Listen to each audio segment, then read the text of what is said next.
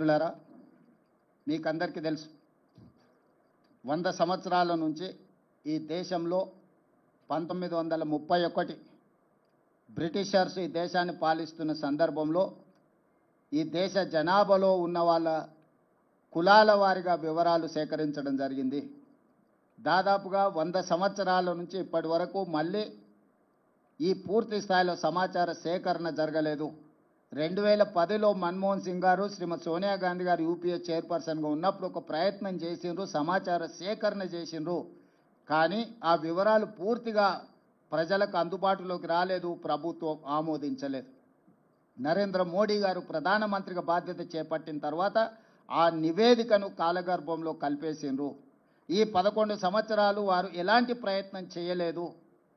కానీ శ్రీ రాహుల్ గాంధీ గారు కన్యాకుమారి నుంచి కశ్మీర్ వరకు 150 రోజులు 4000 కిలోమీటర్లు మండు టెండల్లో మంచు కొండల్లో పాదయాత్ర చేస్తూ ఈ దేశ ప్రజలందరినీ కలిసినప్పుడు దేశ ప్రజల యొక్క ఆలోచన, దేశ ప్రజల యొక్క గుండె చప్పుడు విన్న రాహుల్ గాంధీ గారు స్పష్టమైన హామీ ఇచ్చిండు ఈ దేశ ప్రజలకు. ఏ రాష్ట్రంలో మా ప్రభుత్వం ఏర్పడుతుందో ఆ రాష్ట్రంలో మేము జనగణనలో కులగణనను ఏర్పాటు చేస్తాము, వివరాలు సేకరిస్తాము. అదేవిధంగా కేంద్రంలో కూడా మా ప్రభుత్వం ఏర్పడిన ఎంబడే జనగణనలో కులగణనను కలిపి సమాచారాన్ని సేకరించి ఇది ఈ సమాజానికి సంబంధించిన ఎక్స్రే, ఈ ఎక్స్రే ద్వారా వాళ్ళు ఎంతమంది ఉన్నారో అంత వాళ్లకు నిధుల విషయంలో నియామకాల విషయంలో న్యాయం చేస్తామని రాహుల్ గాంధీ గారు హామీ ఇచ్చారు. ఈరోజు రాహుల్ గాంధీ గారు హామీ మేరకు తెలంగాణ ప్రజలు కాంగ్రెస్కు ప్రభుత్వాన్ని అందించడం జరిగింది. రాహుల్ గాంధీ గారు సూచనలు తీసుకుంటూ తెలంగాణ రాష్ట్రంలో కులగణను విజయవంతంగా ఎలాంటి వివాదాలు లేకుండా, ఎలాంటి తప్పులు లేకుండా ప్రతిపక్షాలను, అదేవిధంగా అందులో భాగస్వాములను, అదేవిధంగా ప్రజా హక్కుల సంఘాలను అందరిని కూడా వాళ్ళ అభిప్రాయాలను సేకరించి ప్రశ్నాపత్రాన్ని తయారు చేసి చట్ట పరిధిలో రాజ్యాంగబద్ధంగా ఈ వివరాలన్నిటిని కూడా సేకరించి ఈరోజు దేశానికే ఆదర్శంగా నిలబడ్డం. రాహుల్ గాంధీ గారికి ఈరోజు తెలంగాణ ప్రజల తరఫున నేను ధన్యవాదాలు తెలియజేయదలుచుకున్న, బలహీన వర్గాల తరఫున నేను ధన్యవాదాలు తెలియజేయదలుచుకున్న. ఈరోజు పెద్దలు కేశవరావు గారు, హనుమంతరావు గారు, మధుయాస్కి గారు, పొన్నం ప్రభాకర్ గారు, అంజన్ కుమార్ యాదవ్ గారు, చాలామంది మిత్రులు, షబీర్ అలీ గారు, చాలామంది శాసనసభ్యులు, వీళ్ళందరూ కూడా నన్ను అభినందించడానికి వచ్చిండు. ఈ అభినందనలు నాకు కాదు, రాహుల్ గాంధీ గారికి చెందాలి. వారి ఆలోచనను, వారి సూచనలను తీసుకొని తెలంగాణ రాష్ట్ర ప్రభుత్వం ఈ కులగణను చేపట్టడం జరిగింది. స్పష్టంగా, పారదర్శకంగా, అత్యంత భద్రంగా ఈ వ్యవహారాన్ని మొత్తం ప్రభుత్వం ఒక ప్రతిష్టాత్మకంగా తీసుకొని అమలు చేయడం జరిగింది. ఇందులో మంత్రివర్గ ఉపసంఘం group of ministers Uttam Kumar Reddy గారు, బట్టి విక్రమార్క గారు, సీతక్క గారు, అదేవిధంగా శ్రీధర్ బాబు గారు, పొన్నం ప్రభాకర్ గారు అందరూ కూడా ఇందులో అధికారులతోని చీఫ్ సెక్రటరీ నుంచి ఎన్యూమరేటర్ల వరకు దాదాపుగా 150,000 మంది భాగస్వాములు అయ్యి దాదాపుగా 90 రోజులు నిరంతరం పనిచేసి ఈ విజయవంతంగా ఈ నివేదికను తయారు చేయడం జరిగింది. ఆ తర్వాత అసెంబ్లీలో తీర్మానం చేసినాం, 2 తీర్మానాలు చేసినాం. ఒకటి, జనగణనలో కులగణన కేంద్ర ప్రభుత్వం తక్షణమే చేపట్టాలి. అదేవిధంగా బీసీ రిజర్వేషన్లను 50% పరిధిలో నియంత్రించడం కాదు, ఈ 50% పరిధిని దాటి రిజర్వేషన్లు పెంచాలి. అందులో 42% బీసీలకు రిజర్వేషన్లు ఇవ్వాలి అని మేము శాసనసభలో తీర్మానం చేసి కేంద్ర ప్రభుత్వానికి పంపించినాం. కుల సంఘాల మద్దతు జంతర్ మంతర్లో కేంద్ర ప్రభుత్వం మీద పార్లమెంట్ జరిగేటప్పుడు ఒత్తిడి తీసుకురావడానికి రోజంతా ధర్నా చేసినాం.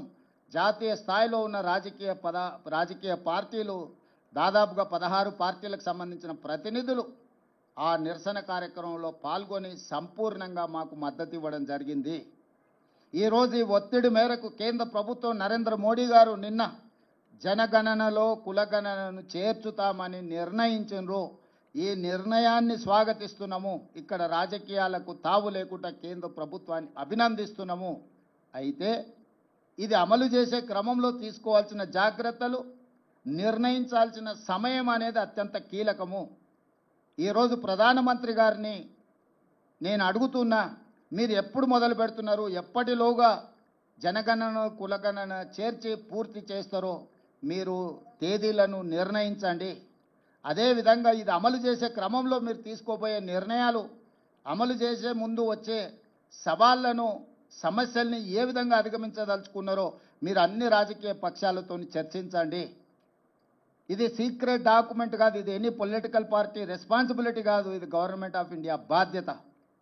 కేంద్ర ప్రభుత్వం ఒక నిర్ణయం తీసుకొని ఒక విధానాన్ని తెచ్చినప్పుడు అన్ని రాజకీయ పార్టీలతోనే పార్లమెంటరీ వ్యవస్థలో భాగస్వాములైన ప్రతి ఒక్కరితో చర్చించి వాళ్ళ సూచనలు తీసుకోవాలి. అందుకే నరేంద్ర మోడీ గారికి సూచన చేస్తున్న గ్రూప్ ఆఫ్ మినిస్టర్స్తో ఒక కమిటీ వేయండి, ఆఫీసర్లతో కూడుకున్న ఇంకొక ఎక్స్పర్ట్స్ కమిటీని వేయండి. గ్రూప్ ఆఫ్ మినిస్టర్స్ రాజకీయ పార్టీలతోని, అదేవిధంగా స్టేక్ హోల్డర్స్తోని, అదేవిధంగా సివిల్ సొసైటీస్తోని చర్చించమనుండ్రి. వాళ్ళ నుంచి వచ్చే సూచనలను, వాళ్ళ నుంచి వచ్చే సమస్యలను, ప్రశ్నలను ప్రభుత్వం వివరణ ఇవ్వడం ద్వారా పారదర్శకంగా ఈ ప్రక్రియను ముందుకు తీసుకెళ్ళవచ్చు. ఇదే కాకుండా ఈ అధికారులు వివిధ రాష్ట్రాలలో గతంలో జరిగిన అనుభవాలను వాళ్ళు తిరిగి తెలుసుకోవాలి, అక్కడి నుంచి సమాచారాన్ని సేకరించాలి. తద్వారా ఈ గొప్ప కార్యక్రమము ఎలాంటి వివాదాలకు తావు లేకుండా పూర్తి చేయడానికి అవకాశం ఉంటుంది. కాబట్టి మీరు అధికారులతో కూడా కమిటీని నిర్ణయించి ఇప్పుడు మీరు చేపట్టబోయే జనగణనలో కులగణన విధి విధానాలు ఏందో నిర్ణయించండి. విధి విధానాలను కూడా పబ్లిక్ డొమైన్లో పెట్టండి. ప్రజల నుంచి సూచనలు తీసుకోండి.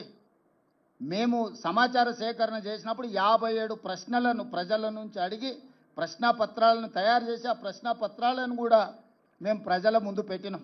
మేము ఏమేమి సమాచారాన్ని సేకరించబోతున్నాం, ఈ సమాచారాన్ని మీ దగ్గరకు వచ్చినప్పుడు మీరు అందరికి ఇవ్వండి అని చెప్పి ఇట్లా 8 పేజీల 57 ప్రశ్నాపత్రాలు తయారు చేసి ఈ ప్రశ్నలకు సంబంధించిన సమాచారాన్ని సేకరించిన సమాచారాన్ని చాలా గోప్యంగా భద్రపరిచినము. వ్యక్తులు, కుటుంబాలకు సంబంధించిన సమాచారాన్ని ప్రజలకు ఇవ్వలేదు. వాళ్ళ సామాజిక వర్గాల యొక్క నిష్పత్తిని మాత్రమే ప్రజలకు వివరించినాం. శాసనసభలో కూడా ఆ వివరాలను పెట్టి సభలో చర్చించి ఫైనల్గా ప్రభుత్వం దీన్ని చట్టాన్ని చేసినప్పుడు కూడా సభలో సుదీర్ఘమైన చర్చ చేసి అన్ని రాజకీయ పార్టీలను ఇందులో భాగస్వాములను చేసినాం. ఎక్కడ కూడా మా పార్టీ విధానంగానో మా ప్రభుత్వంలో ఉండే కొద్దిమంది వ్యక్తుల విధానంగానో దీన్ని మేము అమలు చేయలేదు. 4 కోట్ల తెలంగాణ ప్రజలు, ప్రతిపక్ష పార్టీలతో సహా ప్రభుత్వం, అదేవిధంగా స్టేక్ హోల్డర్స్ ఎవరైతే భాగస్వాములు ఉన్నారో, లబ్ధిదారులు ఉన్నారో వాళ్ళు, అదేవిధంగా ప్రజా హక్కుల కోసం పనిచేసే వాళ్ళందరినీ కూడా ఇందులో భాగస్వాములను చేసి వాళ్ళకు నమ్మకం, విశ్వాసం కల్పించి ఈరోజు ఈ కార్యక్రమాన్ని ముందుకు తీసుకెళ్ళినాం. అందుకే ఈరోజు తెలంగాణలో దేశంలోనే మొదటి రాష్ట్రంగా తెలంగాణ నిలబడ్డది. ఇవాళ దేశానికే ఆదర్శంగా తెలంగాణ ముందు వరుసలో ఉన్నది.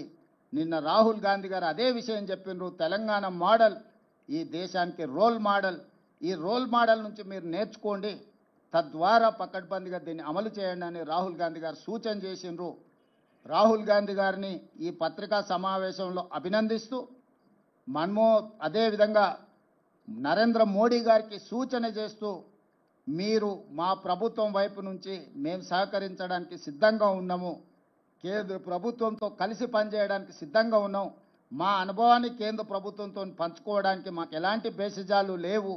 రాజకీయ ప్రక్రియలో కానీ, అధికారుల నిర్ణయాలలో కానీ, అదేవిధంగా ఇప్పుడు జస్టిస్ సుదర్శన్ రెడ్డి, కంచె ఐలయ్య గారు, ప్రొఫెసర్ శాంతాసేన గారు ఇలాంటి మేధావులను కూడా ఈ నివేదిక ఇచ్చి ఏ రకంగా ఈ నివేదిక ద్వారా ఈ పేదలకు, ఇందులో భాగస్వాములకు న్యాయం చేస్తామో కూడా ఒక ఎక్స్పర్ట్స్ కమిటీని కూడా వేసి వాళ్ళ నుంచి కూడా మేము అడ్వైస్ తీసుకుంటున్నాము. ఎందుకంటే నివేదిక తయారు చేయడంతో మన బాధ్యత అయిపోలేదు. ఆ నివేదిక ద్వారా నిజమైన పేదలకు లబ్ధి చేకూరాలి, నిజమైన బలహీన వర్గాలకు మేలు జరగాలి అన్న ఆలోచన కృత్రిమంగా 50% రిజర్వేషన్ ఏదైతే అప్పర్ లిమిట్ క్యాప్ పెట్టినరో దాన్ని తొలగించడమే కాదు, బీసీలకు 42% రిజర్వేషన్ ఇవ్వాలి అన్న ఆలోచన ఏదైతే ఉన్నదో మేము తీర్మానం చేసినాం, జంతర్ మంతర్లో ధర్నా చేసినాం. ఏది ఏమైనా నిన్న కేంద్ర ప్రభుత్వం నిర్ణయం తీసుకున్నది, ఆలస్యమైన ఈరోజు ఈ నిర్ణయం తీసుకున్న దాన్ని స్వాగతిస్తూ దీన్ని పకడ్బందీగా అమలు చేయాలన్నదే మా ఆలోచన. కేంద్ర ప్రభుత్వానికి సంపూర్ణంగా రాష్ట్ర ప్రభుత్వం సహకరించి జనగణనలో కులగణనను పకడ్బందీగా చెయ్యాలి. తద్వారా బలహీన వర్గాలకు 42% రిజర్వేషన్లు రావాలి. విద్య, ఉద్యోగ, ఉపాధి అవకాశాలలో వాళ్ళకు సముచితమైన స్థానం కల్పించాలన్న రాహుల్ గాంధీ ఆలోచనను అమలు చేయడానికి ఎవరితోనైనా కలిసి పనిచేయడానికి మా ప్రభుత్వానికి ఎలాంటి అభ్యంతరాలు, ఇబ్బంది లేదు.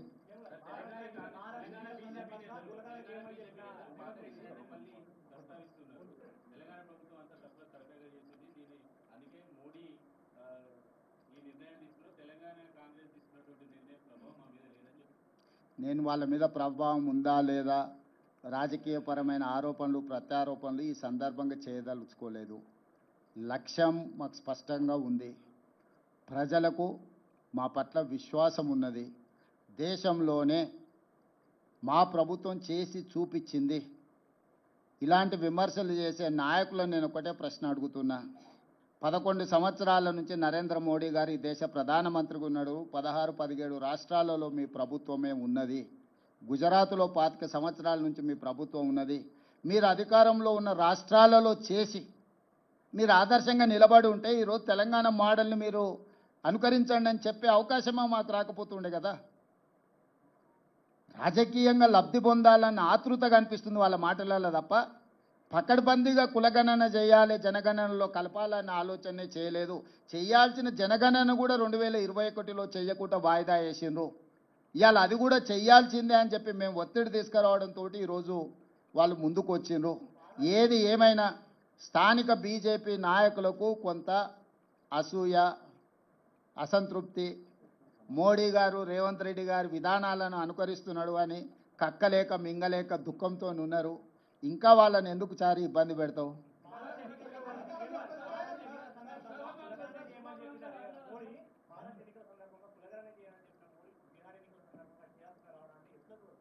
అంటే ఇవన్నీ రాజకీయాలకు ముడిపెట్టకండి. నేను ఒకటే చెప్తున్నా, ఇది ఈ దేశ ప్రజలకు మేలు జరుగుతుంది. ఏ ఒత్తిడితోనైనా నిర్ణయం తీసుకొని, ఏ అవసరంతోనైనా నిర్ణయం తీసుకోండి. అంతిమంగా ఈ బలహీన వర్గాలకు న్యాయం జరగాలి.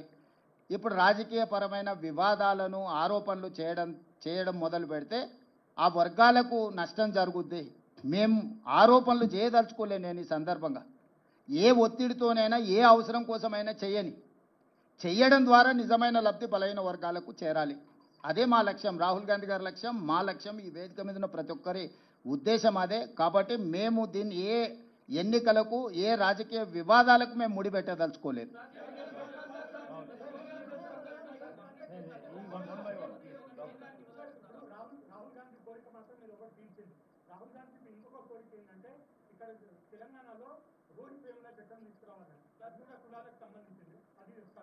Good question Rahul. ప్రభాకర్,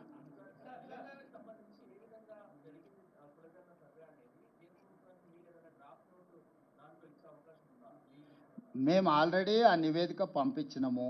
ఫర్దర్గా వాళ్ళకి ఏదైనా కావాలనుకుంటే ఒక డెలిగేషన్, ఆఫీసర్స్ డెలిగేషన్ కానీ గ్రూప్ ఆఫ్ మినిస్టర్స్ వచ్చినా కూడా పవర్ పాయింట్ ప్రజెంటేషన్ ఇచ్చి మా అనుభవాలను అన్నిటిని కూడా వాళ్ళతో పంచుకుంటాము. వాళ్ళు ఇక్కడికి వచ్చిన సమాచారాన్ని ఇస్తాం, లేదు మమ్మల్ని రమ్మంటే కూడా ఢిల్లీకి వెళ్తాం. ఇక్కడ రాజకీయంగా పంతాలకు పట్టింపులకు మేము పోదలుచుకోలేదు. ఈ ప్రక్రియ పకడ్బందీగా చేసి సరైన సమయంలో మనం చేస్తే వీళ్ళందరికీ మేలు జరుగుతుంది. వీళ్ళ కోసం ఒక మెట్టు దిగడానికి కూడా, బలహీన వర్గాల కోసం ఒక మెట్టు దిగడానికి కూడా మా ప్రభుత్వానికి ఎలాంటి భేషజాలు లేవు.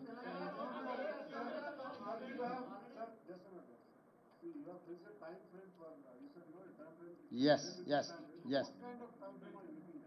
Sir, actually 1 year is the time frame. We have taken 1 year. So my advice is 1 year is max. Why? Because we have done and we have learned something from that, out of that experience. We are there to share with Government of India my experience. So 1 year's time frame is reasonable time. They can do miracles within a year. I don't know how Government of India is going to take on a decision. That is why I have told you, discuss with political parties and stakeholders and civil societies. Then you will get some information or otherwise suggestions. Based on that, you prepare in a terms of reference. It is easy to handle things. Otherwise, it will become a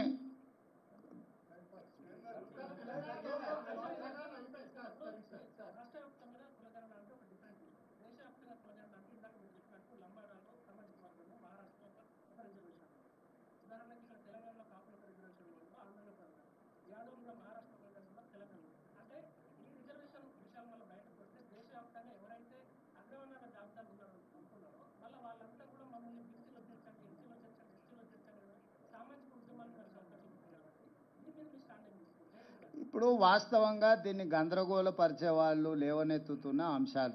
ఏ రాష్ట్రానికి ఆ రాష్ట్రానికి రిజర్వేషన్లు, ఆ సామాజిక వర్గాల నేపథ్యాన్ని తీసుకొని నిర్ణయాలు జరిగినాయి. ఇది స్టేట్ యాజ్ ఏ యూనిట్. నేను అందుకే ఆ సూచన చేసిన. ఇప్పుడు ఈ ప్రశ్నలన్నీ కూడా వాళ్ళు ఆల్ పార్టీ మీట్ పెట్టిండ్రు అనుకో, లేకపోతే స్టేక్ హోల్డర్స్ మీట్ పెట్టిండ్రు అనుకో, లేకపోతే సివిల్ సొసైటీస్ని పిలిచిండ్రు అనుకో, మీరు అడుగుతున్న ప్రశ్నలన్నీ ప్రభుత్వం ముందుకు వస్తాయి. ఎక్కడైనా ఏ స్టేట్కి ఆ స్టేట్ రిజర్వేషన్లలో ఏది ఎందులో కలుపుకోవడానికి వెసులుబాటో ఆ లిస్టు ఉంది. ఒకవేళ ఏదైనా సామాజిక వర్గం ఒక రాష్ట్రం, గతంలో కాపులు ఓసీలలో ఉండేది, 1976లో బీసీలలోకి వచ్చిండ్రు, 1976 కంటే ముందు లంబాడాస్ కూడా బీసీలలో ఉంది, తర్వాత వాళ్ళని ఎస్టీలలో తీసుకొచ్చిండ్రు. ఇట్లా రకరకాల సామాజిక వర్గాలు వివిధ సందర్భంగా ఎల్లాపుల, కొప్పుల వెలమ వాళ్ళందరూ ఒకప్పుడు ఓసీలు. చంద్రశేఖరరావు గారు 96లో వారిని తీసుకెళ్లి బీసీలలో కల్పించిండు. దీనికి లోకల్ బాడీ ఎన్నికలకు సంబంధం లేదు మిస్టర్ సూరజ్.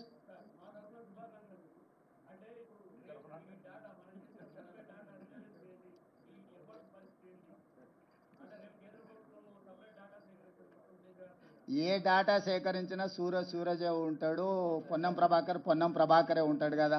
వారు వీరు గారు, వీరు వారు గారు, వాళ్ళందరిని వచ్చి సేకరించమంటున్నాం. మేము ముందు నుంచి కూడా చెప్పినాం, అయ్యా మేము ఒక విధానంతోనే ఒక ప్రక్రియ ద్వారా సంపూర్ణమైన సమాచారాన్ని సేకరించిన 97% జనాభా ఈ ప్రక్రియలో పాల్గొన్నారు, ఇవి లెక్కలని చెప్పినాం.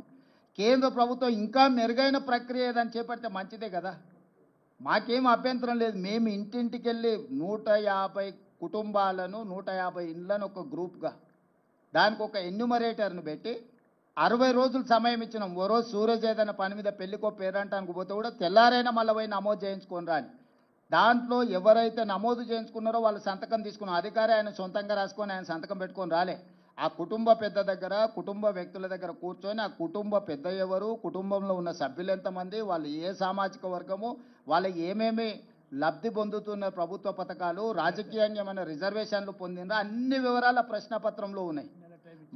ఎవరు ఏది నిజం చెప్పినా అబద్ధం చెప్పినా, ఆస్తుల అప్పుల విషయంలో నిజాలు అబద్ధాలు చెప్పొచ్చు, కానీ కులాల వివరాలు ఎవరు కూడా అబద్ధం చెప్పరు. ఇది 100% నా సంపూర్ణమైన విశ్వాసము.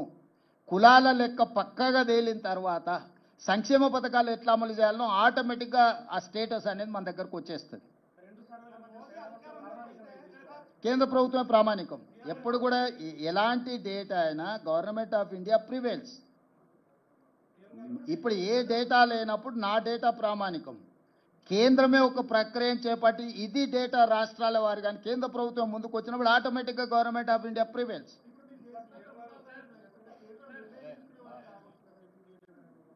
ఇప్పుడు వృధా కాదు, దేశానికి ఉపయోగపడ్డదని మేము చెప్తున్నాం. రోల్ మోడల్ తెలంగాణ అని ఎందుకు చెప్తున్నాం? 100 సంవత్సరాల నుంచి ఎవరు చెయ్యలేని పనిని, ప్రక్రియను తెలంగాణ రాష్ట్ర ప్రభుత్వం చేయడం ద్వారా చేయడానికి ఏ విధి విధానాలు ఉండాలి, చేయడం వల్ల వచ్చే ప్రయోజనం ఏంది, చేయకపోతే కలిగే రాజకీయ పార్టీలకు నష్టమేంది తెలిసింది. కాబట్టి ఈరోజు తెలంగాణలో సేకరించిన సమాచారం దేశానికి ప్రయోజనం చేకూరింది. కాబట్టి ఇవాళ దేశానికే రోల్ మోడల్గా నిలబడ్డం మేము. తెలంగాణ మోడల్ దేశానికే రోల్ మోడల్.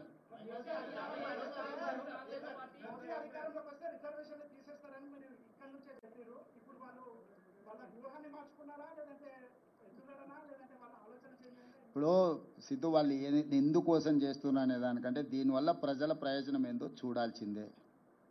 ఆ ఎన్నికల ముందు వాళ్ళు చేసిన ప్రయత్నాన్ని మేము తిప్పికొట్టినాం కాబట్టి, ప్రజలు కూడా తిప్పికొట్టి 240 సీట్లు ఇచ్చారు కాబట్టి రిజర్వేషన్లు రద్దు కాలేదు, రాజ్యాంగాన్ని మార్చలేదు. వాళ్ళు అనుకున్న 400 సీట్లు వచ్చినుంటే ఈ పాటికి దేశంలో రిజర్వేషన్లు రద్దు అయ్యేవి, రాజ్యాంగం రూపురేఖలు మారిపోయేది, ఈరోజు కులగణన కూడా జరుగుండేది కాదు.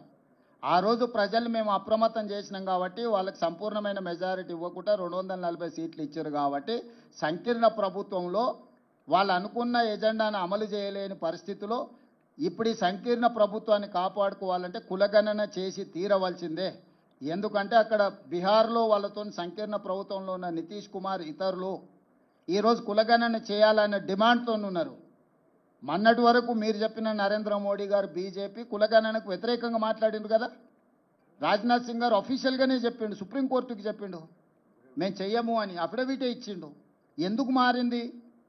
మేము ఎన్నికల ముందు పార్లమెంట్ ఎన్నికల ముందు ప్రజల్ని అప్రమత్తం చేసినాం కాబట్టి ప్రజలు మోడీకి సంపూర్ణమైన మెజారిటీ ముఖ్యంగా 400 సీట్లు ఇవ్వకుండా తిరస్కరించడంతో by political compulsion he has decided to take up this issue. So మేము ఏదైతే ప్రయత్నం చేసినామో రాహుల్ గాంధీ గారి భారత్ జోడో యాత్ర దేశ ప్రజలకు ఉపయోగపడ్డది. ప్రతిపక్షం మేము పాలకపక్షం వస్తే నిర్ణయాలు చేస్తాం, ప్రతిపక్షంలో ఉంటే ప్రభుత్వాన్ని ఒత్తిడి చేస్తాం. ఇదే కదా ప్రజాస్వామిక స్ఫూర్తి. మా ఒత్తిడితోని ఈరోజు కేంద్ర ప్రభుత్వం ముందుకు వచ్చింది, అమలు చేస్తుంది.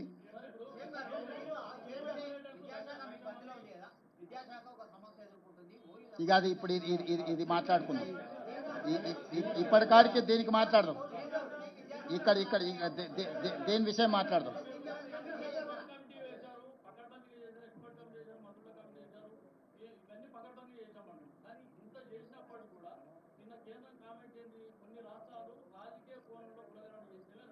అవును, కొన్ని రాష్ట్రాలు అంటే బీహార్ లాంటి రాష్ట్రం వాళ్ళ ప్రభుత్వం ఉంది కదా, నితీష్ కుమార్ చేసిన దాన్ని కోర్టు తప్పు పట్టింది కదా, వాళ్ళ గురించి వాళ్ళు చెప్పుకుంటే ఎన్నికల్లో నష్టం వస్తుందని బీహార్ను పరోక్షంగా కోర్టు చేసిండు Ashwini Vaishnaw. It is not for Telangana. Yes,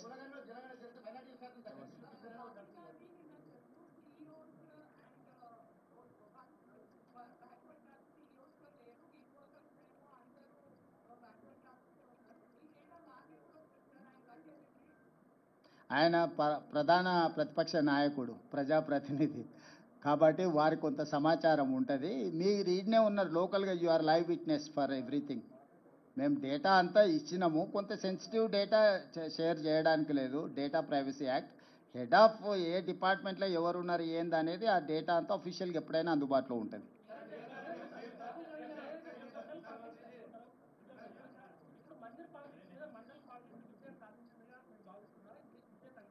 ఇప్పుడు జనగణనలో కులగణనే ఎత్తుకుందాం, అది ఒక్కదాన్నే ఎత్తుకుందాం మనందరం కలిసి.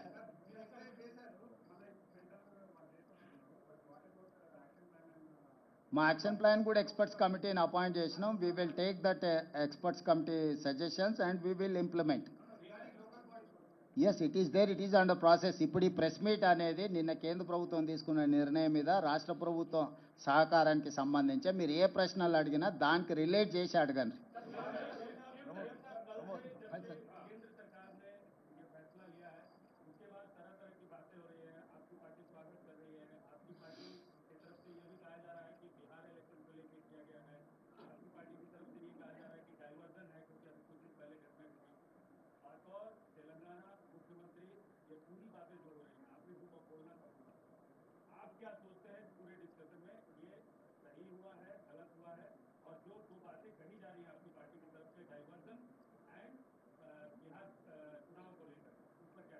चतुर्वेदी, ये सब सारे राजनीति में बार बार जब पत्रकार ने जो सवाल पूछा, सवाल के हिसाब से जवाब आएंगे. हमारे मित्रों ने क्या, आपके मित्रों ने क्या सवाल किया, हमारे मित्रों ने क्या जवाब दिया, मुझे तो पता नहीं.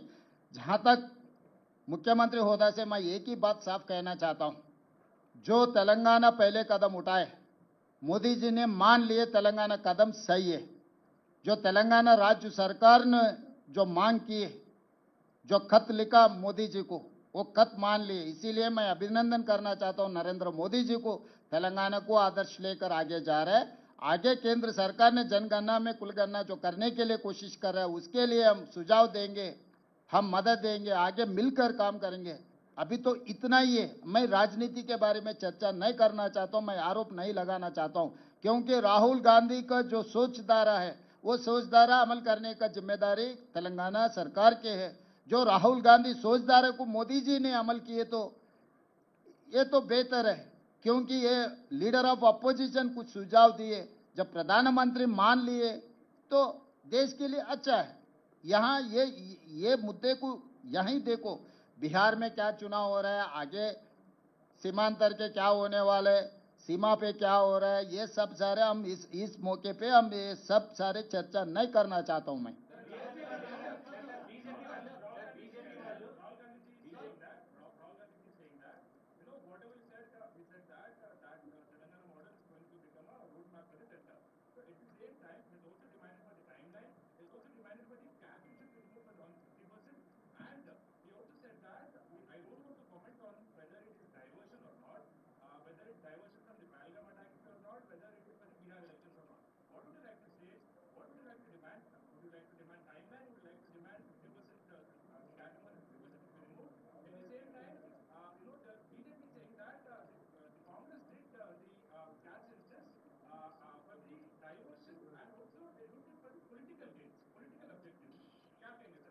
भाई ये अभी मैं वही बोल रहा हूँ ना, इन लोगों को पता नहीं है मोदी क्या सोच रहा है, किसको फॉलो कर रहा है। ये छोटे छोटे लोग ये गलियों में कुछ ना कुछ कहते रहते हैं। किशन रेड्डी, संजय जी जो कह रहे हैं आपको ज़्यादा ध्यान मत दो, क्योंकि केंद्र सरकार में क्या हो रहा है, मोदी जी क्या सोच रहा है, मोदी जी किससे मिल रहा है, किससे सुझाव ले रहे हैं, इन लोग बच्चों को कोई पता नहीं है। सो ये बच्चों के बातों में हम नहीं पढ़ना चाहता है। जो केंद्र सरकार ने जो काम कर रहा है वो सही किए तो हम लोग सही काम को हम पहचानेंगे। राहुल जी कल he has appreciated Narendra Modi and union government. Once my leader is appreciated union government, then there is no point to going back. Ashish.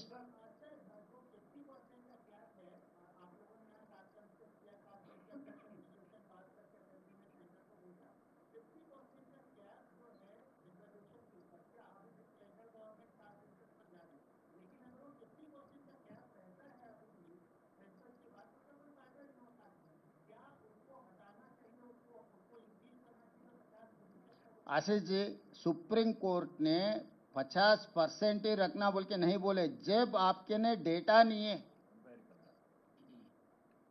जनगणना में कुल गणना नहीं किए, जब आपके ने डेटा नहीं है तो आप 50% के आगे कैसे जाएंगे, ये सवाल किया था। जब तक आप ये काम नहीं कर सकते उसको बढ़ा नहीं सकते। ईडब्ल्यूएस में 10% बढ़ा दिया, अभी 50% होके 60% हो गए। आगे ओबीसी के लिए जो करना है, हम लोग जो 42% रेजोल्यूशन पास किए, जब ये पूरा इकट्ठा होकर अगर डेटा मिले ना, डेटा मिल गए तो काम खत्म। वहीं से अब रिजर्वेशन बढ़ाने का काम शुरू हो जाएंगे। इसीलिए पहले ये काम करो। पहले अभी किसी को इलाज करना बोले तो पहले एक्सरे लेना, तो ये एक्सरे है इलाज करने का।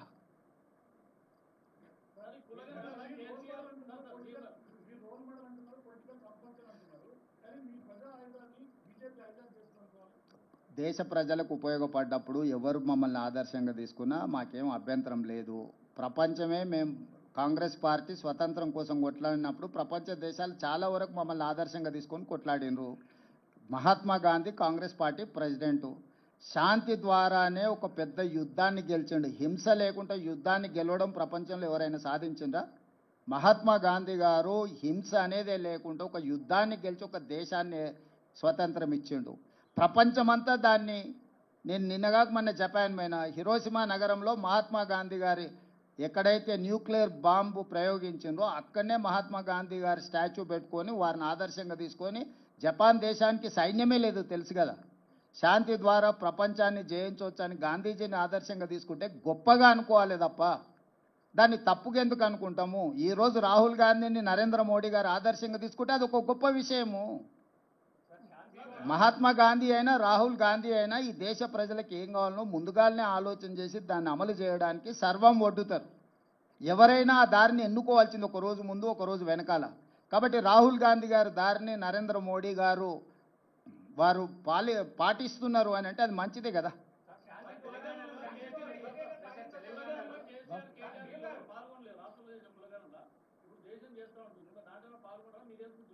నేను అనేది ఏంటంటే లేనోడు లేనట్టే, ఎందుకయ్యా మనకి చర్చ? వెనకటికి ఆయన ఒకటి చేసినప్పుడు చెప్పిండు కదా, ఉన్నోడే ఉన్నట్టు లేనోడు పోయినట్టు అని చెప్పిండా? సమగ్ర కుటుంబ సర్వే చేసినప్పుడు నమోదు చేయించుకున్నోడే ఉన్నట్టు, నమోదు చేయించుకోకపోతే పోయినట్టు అని వారు అన్నారు కదా। వారికి స్పష్టత ఉంది, కొండలు నీకెందుకు లేదు?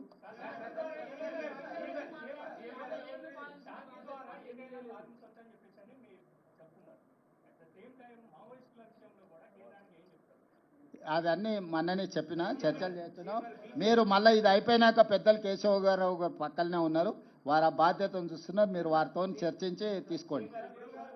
కానీ ఎక్కడైనా మా ప్రభుత్వము, మా పార్టీ హింసకు వ్యతిరేకము। హింస రాజ్యము చేసినా, హింస సామాన్యులు చేసినా, హింస సంఘాలు చేసినా హింసకు మేము వ్యతిరేకము। హింస జరగొద్దు, చర్చలు జరగాలి। ఎంత పెద్ద సమస్యకైనా చర్చలే పరిష్కారం అని విశ్వసించే పార్టీ సిద్ధాంతం మాది। కాబట్టి ఏ దానికైనా చర్చలే పరిష్కారం, చర్చలు చేయాలన్నదే మా ఆలోచన।